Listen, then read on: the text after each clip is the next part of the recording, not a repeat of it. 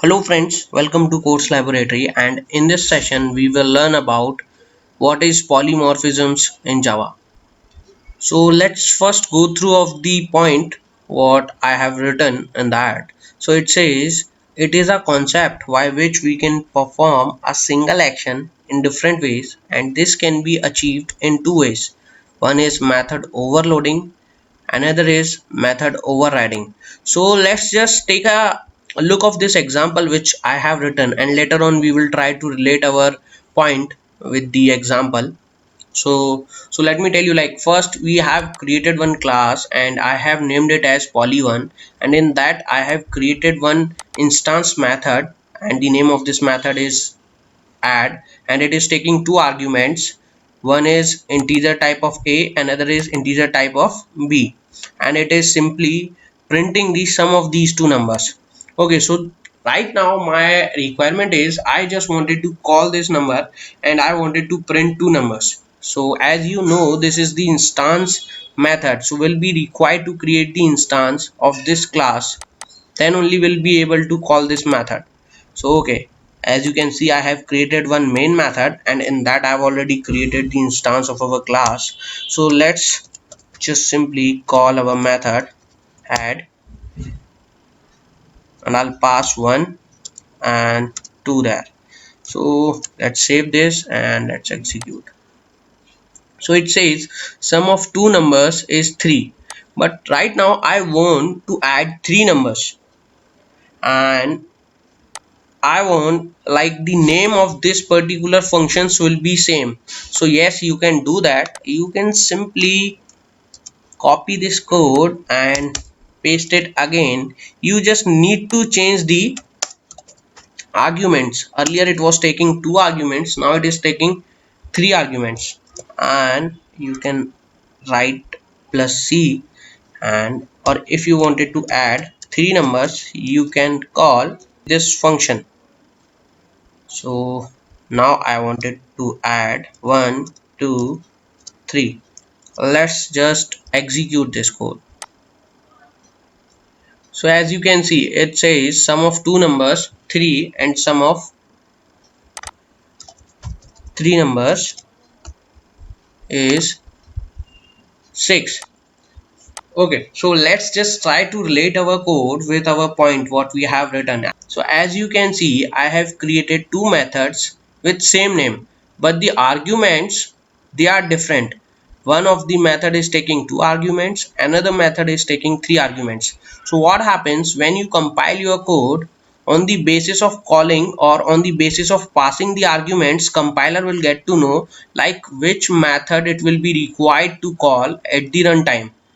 So this feature we call method overloading. So this is the technique one which we call method overloading, and that you can create multiple methods of same name while just simply changing their arguments and their argument types. So if earlier you will be required to add two float numbers, you can do that while just simply changing the type of your arguments, and in this way you will change the type of your variable z. And now if you wanted to add to float number, you can simply do that, and here you will use float. You will pass 1.2 and another value we will pass 2.3, and let's check what it says. It is giving us some error. It says change method add int comma int to add double comma double. Okay, so it says we need to change this from float to double. Let's do that. Double.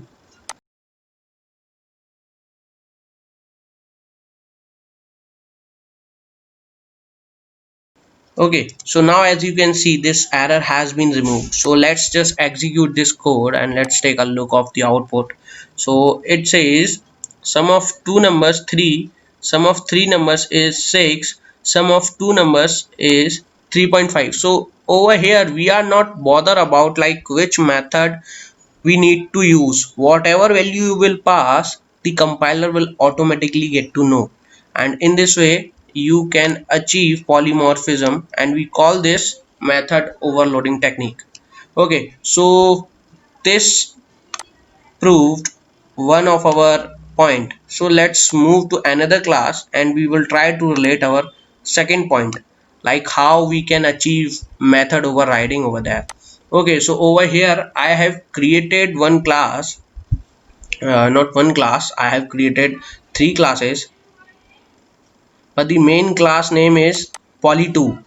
And why do I call this main class? Because I have created main method in that. Okay, so we will try to understand this concept with the help of fixed deposit interest rate. And let's take an example. The government has given the direction like all the banks should have at least 5% interest rate. So the SBI bank simply extends the government rules, and I wanted to know, like, if I'm having some SBI account, so I am the account holder of SBI bank, and over here I have created one object like SBI bank account 1, and I just wanted to know like what will be the fixed deposit rate SBI will be offering to me. Okay, so to do that, this is the instance variable, and because of inheritance concept, this will be located here, and to use that will be required to create an object of SBI bank. So as we have already done that, so let's just try to execute this code and let's see what it says. It says fixed deposit interest rate is 5%.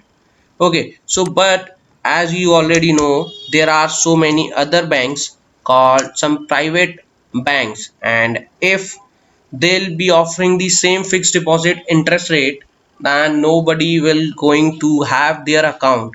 Everybody will go to SBI bank as it is government bank, more safer than theirs. So let's take an example of, we are having another class ICICI bank. So while extending the government rules, what they thought to increase the fixed deposit rates. Otherwise, nobody is going to deposit their money in their bank for long terms. So what they have done, they have simply created this method and override it in their class, and they have changed it as government rule was minimum rate should be 5%. So they have simply changed this from 5 to 6%. And now if you are a ICICI bank account holder, then you already know like how you need to access the instance method, and for that you will have to create one object called ICI bank account 2 is equals to new bank name. And now I just wanted to know like if I'm having account in both the banks, like how much ICICI bank going to return me on long term fixed deposit. So if we will call this method, let's just try to execute this code. Okay, so as you can see, for SBI bank they are going to offer 5% interest rate, and ICICI bank they are going to offer me 6% interest rate. So let's just try to relate this example with our polymorphism point to method overriding. So overriding can be achieved if you are having some parent class and you have already created one method in that, and if you are overriding that method into your child class, as you can see ICICI bank extends government rule. So in this case the government rule will be a parent class, ICICI bank will be a child class. To achieve method overriding, we have overridden fixed deposit interest rate method and change the fixed deposit interest rate from 5 to 6, and this technique we call method overriding. What we have done in this, we have simply override our functionalities. So whatever functionalities it will going to provide us, that will be changed. So this was the concept of method overriding. So let's just simply go back to our program one and let's try to take a look. So yes, we have covered both of the points. I hope you must have understood polymorphism, and we will later on we will understand this with the help of more programs. So for this video, this was all.